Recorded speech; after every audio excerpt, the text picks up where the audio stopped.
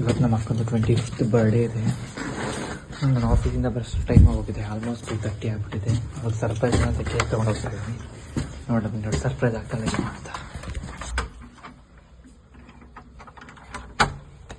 Happy birthday to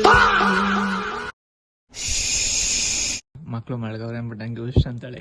sound ಮಾಡ್ತಾ ಇದ್ದೀನಿ ಅಂತ ಕಷ್ಟಪಟ್ಟು ತಗೋಬೋದು. ಕೇಕ್ ಮಧ್ಯರಾತ್ರಿಲಿ ಬೆಲೆನೇ ಇಲ್ಲ. ವಿಶ್ ಮಾಡು, ಕೈ ಕೊಡು, ವಿಶ್ ಮಾಡು. ಈ ಲೋಫರ್ ನನ್ ಮಕ್ಳು ಇವ್ರಿಬ್ರು ಸೇರ್ಕೊಂಡು ನಮ್ಮ ಹೊಟ್ಟೆ ಎಷ್ಟು ಉರ್ಸ್ತಾವ್ರು. ಇನ್ನೇನಿದ್ದೆ ನಾನು 2:30 ಮನೆಗೆ ಬಂದ್ರೆ ಇನ್ನೇನಾಯ್ತದೆ. ಕೇಕ್ ಕಟ್ ಮಾಡಿ ತಿನ್ನ ಅಂದ್ರೆ ಇರೋದ್ ನೆಕ್ಕೊಂಡ್ ತಿಂತವಳೆ.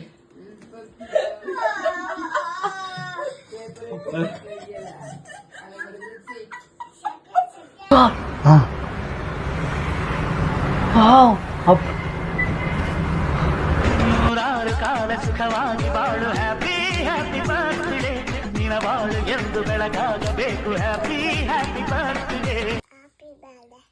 ಕೇಕ್ ತರ್ತಾಳೆ ಅಂತ ಗೊತ್ತಿಲ್ಲ, ಬರೀ ವಿಶ್ ಮಾಡ್ತಾಳೆ ಅಂತ ಎಲ್ಲಾರು ಎದ್ದು ಬಿಡ್ತಾರೆ ಅಂತ ವಿಶ್